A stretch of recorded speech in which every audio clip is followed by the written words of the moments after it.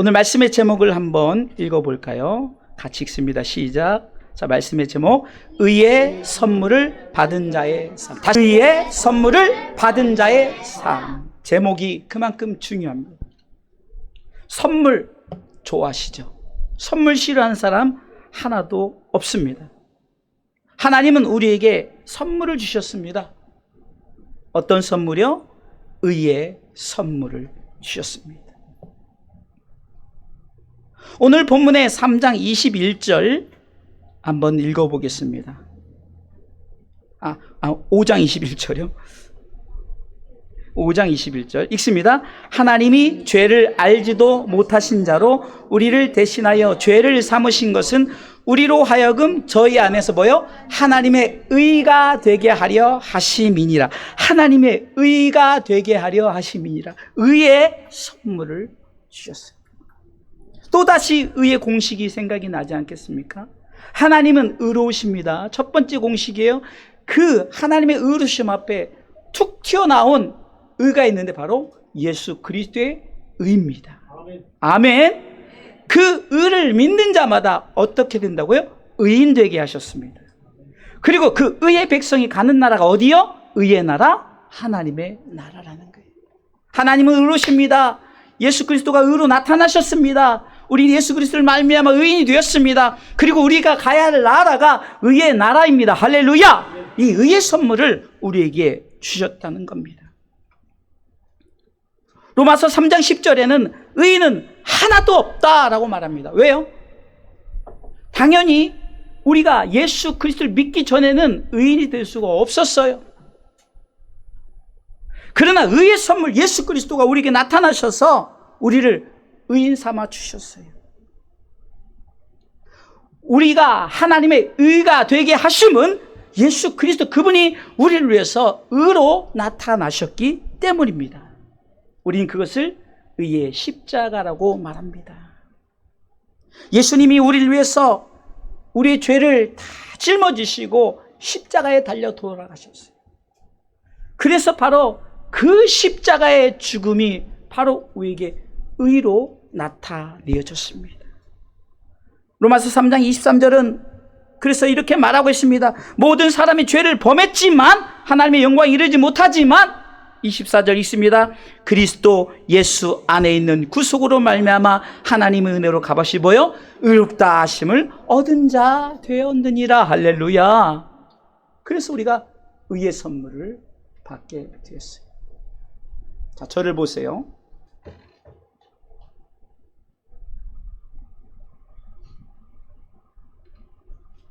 우리가 의로울 수 없어요. 왜? 우리는 의인이 아니에요. 근데 우리를 의인 삼아 주셨어요. 무엇 때문에? 예수 그리스도의 십자가 구속으로 말미암아. 로마서 6장 23절은 이것이 바로 하나님의 선물임을 말씀하고 있습니다. 같이 로마서 6장 23절을 읽습니다. 같이 읽습니다. 죄의 싹은 사망이요 하나님의 은사는 그리스도 예수 우리 주 안에 있는 뭐요? 영생이니라. 은사라는 것은 뭡니까? 선물이라는 거예요. 선물. 하나님의 선물이 뭡니까? 영생이에요. 의의 선물의 결과물이 뭡니까? 영생이란 말이에요. 이 선물은 에베소서 2장 8절을 통해서 우리가 예수 그리스도를 믿음으로 주어진다고 말합니다. 에베소 2장 8절은 이렇게 기록하고 있습니다. 같이 읽습니다. 너희가 그 은혜를 인하여 믿음으로 말미암아 구원을 얻었나니 이것이 너희에게서 난 것이 아니요 뭐요? 하나님의 선물이에요. 이 선물은 내가 하나님이 주겠다 했을 때 아멘 하고 받으면 되는 거예요. 이게 믿음이라는 거예요. 주 예수를 믿으라 아멘 하면 되는 거예요. 하나님이 세상을 이처럼 사랑하셔 예수 믿으면 멸망치 않고 영생을 얻는다 믿습니까? 하면 아멘 하면 되는 거예요. 믿음이 이렇게 간단해요. 너희에게 난 것이 아니라는 거죠. 우리 행위로 나타내진 게 아니에요. 우리가 무엇을 해서 그 의의 선물을 영생을 주신 것이 아니라 하나님 우리에게 값없이 주신 은혜의 선물인 줄 믿으시기 바랍니다. 그래서 오늘은 이 의의 선물을 받은 자의 삶을 우리가 그럼 이 선물을 받았어요. 그러면 어떻게 살아야 됩니까? 어떻게 살아야 됩니까? 첫 번째는 따라 사세요. 의의 사람으로 살아야 합니다. 다시 한번 시작. 의의 사람으로 살아야 됩니다. 이 말은 항상 내가 의인임을 가슴에 새기면서 의의 사람으로 살아가라는 거예요. 하나님은 지금도 우리가 계속 의의 사람으로 살기를 원하셔요. 사단은 지금도 자꾸 우리를 뭐라고 말합니까? 야, 네가 어떻게 의인이야? 네가 하루에 얼마나 많은 범죄를 짓는 줄 알아? 막 열거하기 시작합니다. 그래도 하나님은 걱정하지 마. 아까도 에베소 2장 8절에 너희의 행위에서 난 것이 아니라고 말하잖아요. 너희에게서 난 것이 아니요 하나님의 선물이라니까요. 선물은 그냥 받으면 되는 거예요. 내가 이것을 가지고 의심할 필요 없어요.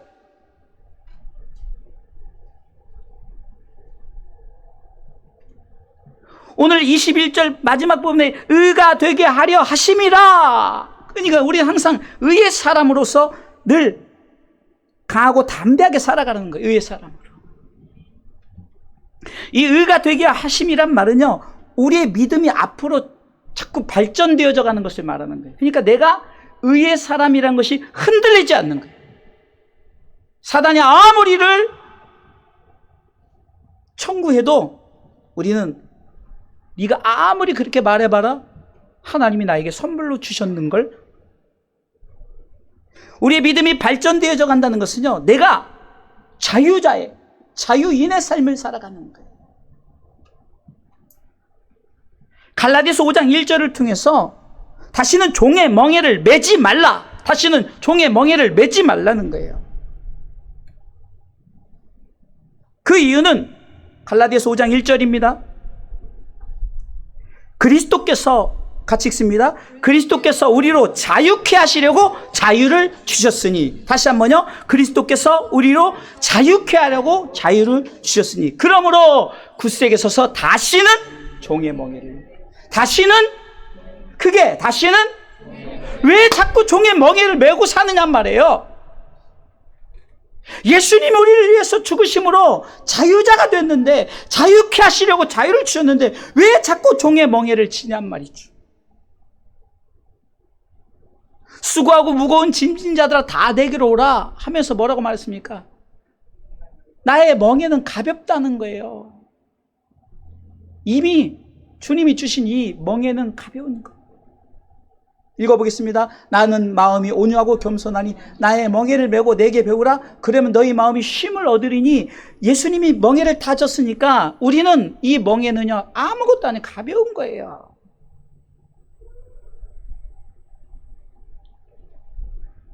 히브리서 12장 1절이 이렇게 말합니다. 그러니까 너에게 얽매였던 죄를 벗어버리라는 거예요. 벗어서 던져버리라는 거예요. 왜 자꾸 그 죄를 갖고 있냐고. 읽어보겠습니다. 이러므로 우리에게 구름같이 둘러싼 허다한 증인들이 있으니 모든 무거운 것과 얽매이기 쉬운 죄를 벗어버리고 인내로서 우리 앞에 당한 경주를 경주하라는 거예요. 왜 자꾸 이 종의 멍에를 쥐고 나가냐고요. 이 죄 벗어버리시기 바랍니다. 여러분들의 의로 이 문제가 해결되는 것이 아니니까요.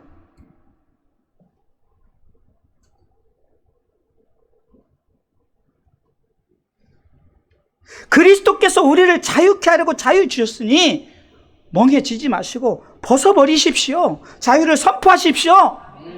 그래서 바울은 로마서 8장 1절과 2절을 통해서 자유를 선포합니다. 진정한 자유를 누림으로 나는 죄와 사망에서 완전히 해방받았다라고 고백합니다. 같이 읽습니다. 그러므로 이제 그리스도 예수 안에 있는 자에게는 결코 정죄함이 없나니 이는 그리스도 예수 안에 있는 생명의 성령의 법이 죄와 사망의 법에서 너를 해방하였습니다. 할렐루야. 여러분, 선포는 이렇게 작아서는 안 돼요. 선포하라니까요. 여러분 강하게 선포하십시오. 다시 한번 1절 2절 선포합니다. 시작. 그러므로 이제 그리스도 예수 안에 있는 자에게는 결코 정죄함이 없나니 이는 그리스도 예수 안에 있는 생명의 성령의 법이 죄와 사망의 법에서 너를 해방하였습니다. 할렐루야. 다시 선언합니다. 우리는 죄에서 해방되었습니다. I am freedom. I am free. 우린 자유한 거예요. 죄와 사망으로부터 자유를 주셨어요. 예수 그리스도의 보혈의 피를 통해서 자유를 주셨어요. 이 자유를 누리는 것이 하나님의 의의 사람으로 살아가는 것이라고 오늘 본문은 하나님의 의가 되게 하려 하심이라 하는 말씀을 통해서 말씀하고 있는 거예요. 하나님은 이 의를 따라 살아갈 때 상을 주시는 분이라고 사무엘하 22장 21절에는 말씀하고 있습니다. 내가 내 의를 지켜서 내가 그렇게 살아갈 때 하나님 상을 주신대요. 여호와께서 내 의를 따라 뭐요? 상 주시며. 내 의를 따라 뭐라고요? 상 주시며. 선물을 지키란 말입니다. 하나님 우리에게 주신 선물을 지켜야 되죠. 왜 빼앗깁니까? 세상 사람들은 이것을 이렇게 말합니다. 정말로 싸구려라고요? 농담으로 구원은 10원보다 적은 구원이라고요? 어찌 그것이 싸구려가 됩니까? 이 구원은요, 세상에서 가장 비싼 공짜예요. 공짜. 선물이란 말이에요. 싸구려가 아닙니다. 그래서 우리는 이 싸구려 인생을 살아가지 않으려면 어떻게 살합니까? 아, 나는 의의 사람이구나. 의의 사람이구나. 의의 사람으로서 힘있게 살아가기를 주님의 이름으로 축원합니다. 자, 두 번째는요, 의의 선물을 받은 자의 삶은 따라서 하세요. 새로운 피조물로서의 살아야 됩니다. 자, 오늘 성경은 17절은 이렇게 말하고 있습니다. 같이 오늘 본문의 17절 읽습니다. 같이 읽습니다. 그런즉 누구든지 그리스도 안에 있으면 새로운 피조물이라 이전 것은 지나갔으니 보라 새 것이 되었도다. 새로운 피조물의 삶은 오늘 성경은 하나님의 의를 입은 자들이 새로운 피조물로서 살아가기를 원하는데, 그러면 새로운 피조물은 뭡니까? 우리가 이미 구원의 옷을 입었죠. 구원의 은혜를 경험했죠. 그런데 하나님께서 거기다 무엇을 입혔냐면 의의 겉옷을 입히셨어요. 이사야 61장 10절에는 왜 내 삶에 기뻐하고 내 영혼이 즐거워야 되느냐 분명히 기록하고 있어요. 이사야 61장 10절에 같이 읽습니다. 내가 여호와로 인하여 크게 기뻐하며 내 영혼이 나의 하나님으로 인하여 즐거워하리니 이는 그가 구원의 옷으로 내게 입히시며 의의 겉옷으로 내게 더하심이 신랑이 사모를 쓰며 신부가 자기 보물로 단장함답게 하셨습니다. 여기서 중요한 키포인트는 다른 게 아니에요. 우리가 구원받았죠. 구원으로 그쳐서는 안 돼요. 새로운 피조물은 의의 겉옷을 항상 입었으니 의의 사람으로 살아가는 거죠. 이것은 마치 오늘 본 이사야 61장 10절에 신부가 단장한다고 말하죠. 이 의의 옷을 입는다는 것은요, 깨끗한 옷을 입는 것이에요. 의의 사람이 된다는 것은 고린도후서 7장 1절에도 이렇게 기록하고 있습니다. 자신을 깨끗게 하라. 그런즉 사랑하는 자들아, 이 약속을 가진 우리가 하나님을 두려워하는 가운데서 거룩함을 온전히 이루어 육과 영의 온갖 더러운 것에서 자신을 깨끗게 하자. 고린도후서 7장 1절의 말씀입니다. 육과 영의 온갖 더러운 것에서 자신을 깨끗게 하라는 거예요. 구원의 옷을 입은 것, 거기다 무엇을 더 입혔다고요? 의의 겉옷을 덧입히셨어요. 그래서 우리는 이 거룩한 깨끗한 옷을 입는 모습입니다. 또 거룩한 옷을 입는다는 거죠. 거룩함이란 것은요, 예수 그리스도를 닮아가는 것이에요. 성경은 이렇게 말하고 말합니다. 거룩함이 하나님의 뜻이라. 데살로니가전서 4장 3절에는 하나님의 거룩을 닮아가자라고 말하는 거죠.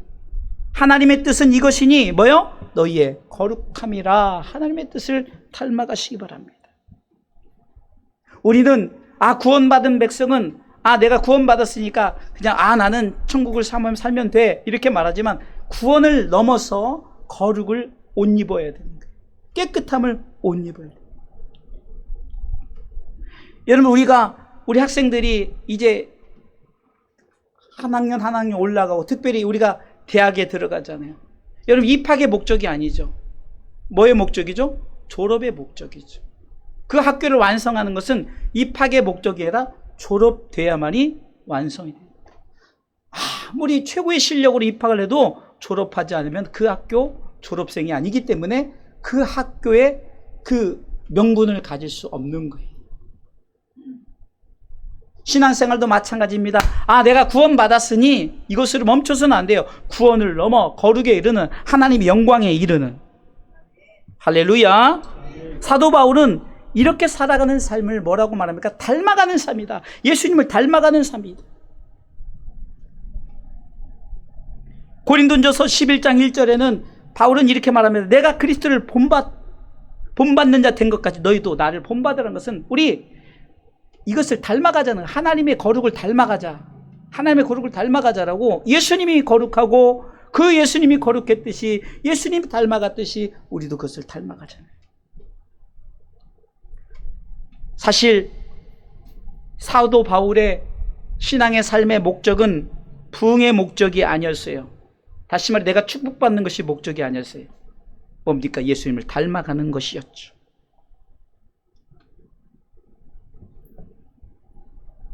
사도 바울이 늘 고백하죠. 나는 날마다 죽노라, 날마다 죽노라. 이것은요, 예수님을 닮아가고자 하는 거룩을 향하여 막 몸부림치는 바울의 모습과 같아요. 고린도전서 15장 31절에 바울은 이렇게 말합니다. 형제들아, 내가 그리스도 예수 우리 주 안에서 가진 바 너희에게 대한 나의 자랑을 두고서, 자기 자랑이 뭐라고요? 나는 날마다 죽노라. 무슨 자랑이 그래요? 근데 왜 그럴까요? 내가 날마다 죽는 것이 바로 하나님의 거룩을 닮아가는 행위이기 때문입니다. 이럴 때 이 바울에게서 그리스도의 향기가 나타났습니다.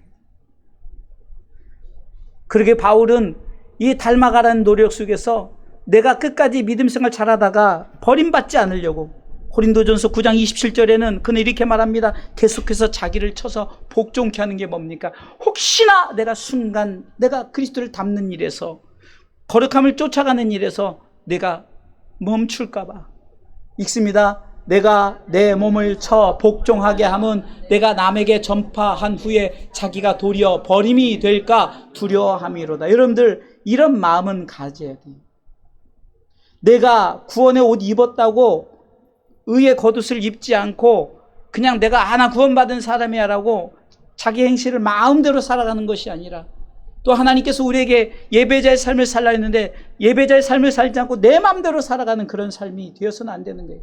그런 삶이 될까 봐 자꾸 자기를 쳐서 내가 지금 나의 상황이 어떠한가, 고린도후서 13장 5절 말씀처럼 내가 믿음이 있는가, 내 마음속에 내 자신을 시험하고 확증하여서 내가 만약에 내 안에 예수님 없으면 버림받은 바 된 사람이 될까 봐. 있습니다. 너희가 믿음에 있는가, 너희 자신을 시험하고 너희 자신을 확증하라. 예수 그리스도께서 너희 안에 계신 줄을 너희가 스스로 알지 못하느냐? 그렇지 않으면 너희가 버리운 자 되니라. 버림받을까 봐. 사도 바울의 몸부림은 바로 이것이에요. 내가 이 의의 겉옷을 여밀기 위해서, 이 의의 겉옷을 놓치지 않기 위해서 구원의 옷을 입었죠. 거기다 의의 겉옷을 덧입으로 말미암아 우리가 정말로 하나님의 거룩함에 이르려는 그 열정이 있었다는 사실입니다.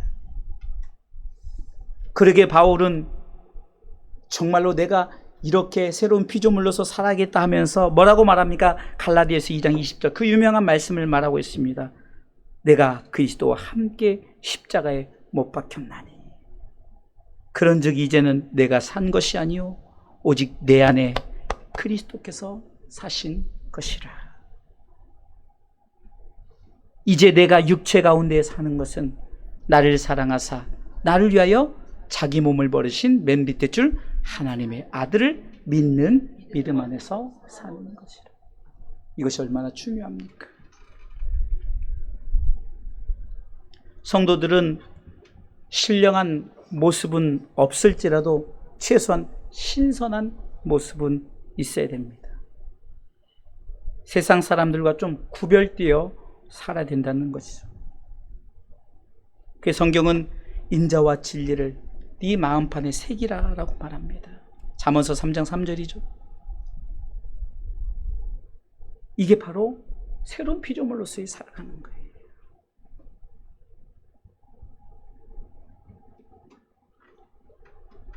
새로운 피조물의 삶은 때로는 우리가 경건함을 가져야 된다는 거예요. 디모데전서 4장 7절에는 오직 경건에 이르기를 연습하래요. 훈련하라는 거죠. 내가 정말 경건에 이르기를 자꾸 훈련하는 거예요. 나 자신을 돌아보면서.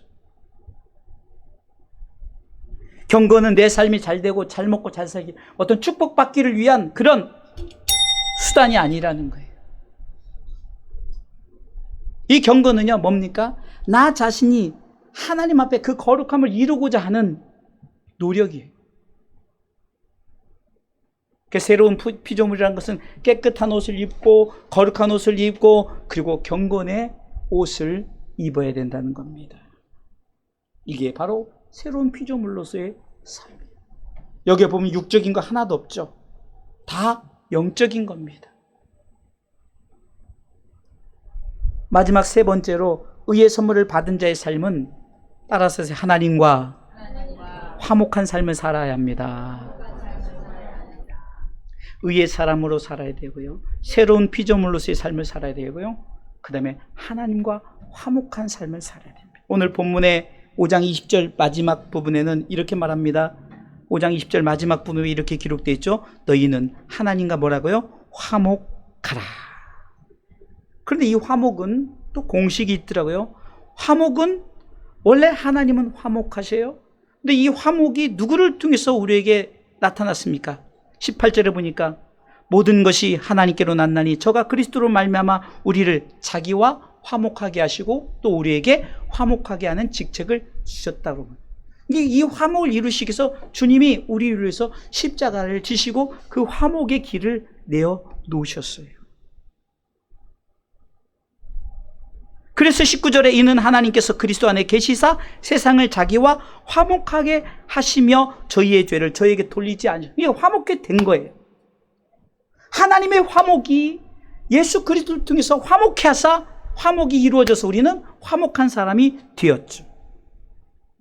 근데 문제는 여기서 그치지 말고 우리는 화목의 사람이 되라는 것은, 화목의 삶이 되라는 것은 뭡니까? 내가 그 화목을 또 누군가에게 그 화목의 삶을 나타낼 수 있도록, 그 사람이 하나님과 화목할 수 있도록 내가 화목해 하는 삶을 사는 것이 화목의 열매입니다. 그것이 20절이죠. 같이 읽습니다. 20절. 이러므로 우리가 그리스도를 대신하여 사신이 되어 하나님이 우리로 너희를 권면하신 것 같이 그리스도를 대신하여 간구하노니 너희는 하나님과 화목하라라는 것은 내가 세상 사람들에게 하나님의 화목을 증거해서 저들도 사신이 된 것이라고 말하잖아요. 바울이 내가 이 화목의 사신이 된 이유는 이 화목의 은혜를 입었으니 화목의 은혜를 세상 사람들에게 화목해 해서 누구랑? 하나님과 화목해 하는 이 일을 감당하는 삶이 바로 화목하는 삶입니다. 화목의 원뜻은 하나님과의 동행입니다. 하나님과의 동행. 왜 동행일까? 가정이 화목하려면 가족과의 동행이 필요하죠. 엄마 따로 아빠 따로 뭐 어디 가는데 엄마 따로 아빠 따로 애들 따로 애들도 각자 따로, 이게 바로 동행에서 멀어지는 거잖아요. 가족이 막 하나가 돼야 되는데 가족들이 멀어져 가잖아요.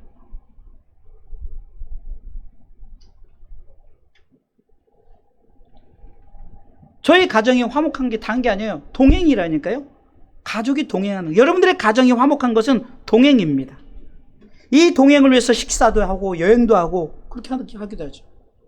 그러면 내 삶이 하나님과 화목히 되는 것, 하나님의 동행이죠.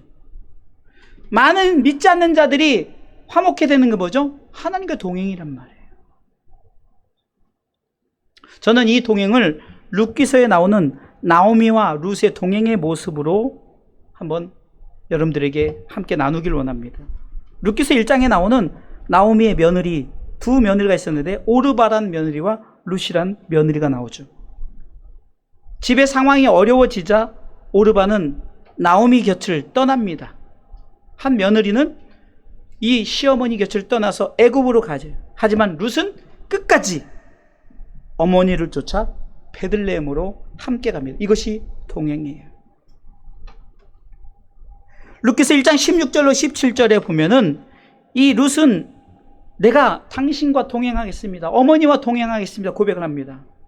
1장 16절 17절입니다. 읽습니다. 룻이 가로되 나로 어머니를 떠나며 어머니를 따르지 말고 돌아가라. 강권하지 마옵소서. 어머니께서 가시는 곳에 나도 가고 어머니께서 유숙하시는 곳에 나도 유숙하겠나이다. 어머니의 백성이 나의 백성이 되고 어머니의 하나님이 나의 하나님이 되시리니. 17절 어머니께서 죽으시는 곳에서 나도 죽어 거기 장사될 것이라. 만일 내가 죽는 일 외에 어머니와 떠나면 여호와께서 내게 벌을 내리시고 더 내리시기를 원하시. 이게 뭡니까? 바로 이 나오미와 롯의 끝까지 동행한다는 것을 통해서 하나님과 우리의 동행이 끝까지 이렇게 이루어집니다. 정말로 내가 죽음까지, 천국 가는 그날까지 내가 동행하겠습니다. 얼마나 멋진 고백입니까? 이 동행이 우리 가운데 이루어지는 것, 이게 화목이란 말이에요. 화목.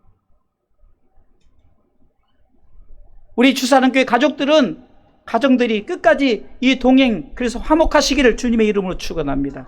그래서 여러분들이 화목을 낳아야 돼요. 여러분들이 가족이 화목을 낳아서 주변 사람들에게 야 정말로 저 가정은 참 저렇게 화목하구나. 정말 가족 간의 동행을 저렇게 잘 이루고 있구나.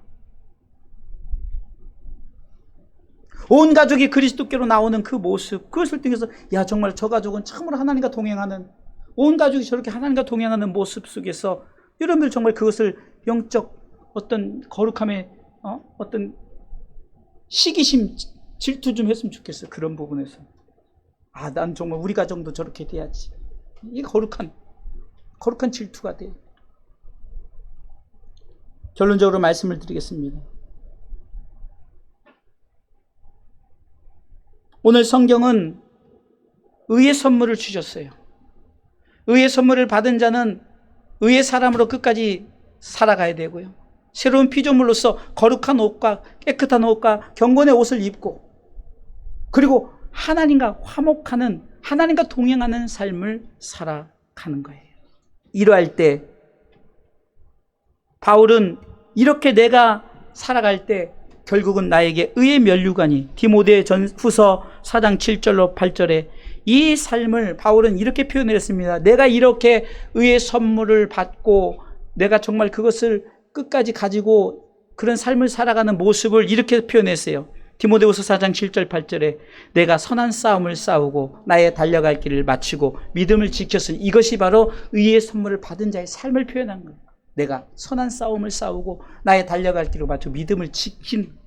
그랬더니 8절에 읽습니다. 크게 읽습니다. 이제 후로는 나를 위하여 의의 면류관이 예비되었으므로 주 곧 의로우신 재판장이 그날에 내게 주실 것이니 내게만 아니라 주의 나타나심을 사모하는 모든 자에게니라. 할렐루야. 모든 자에게 주어지는 거예요. 모든 자에게.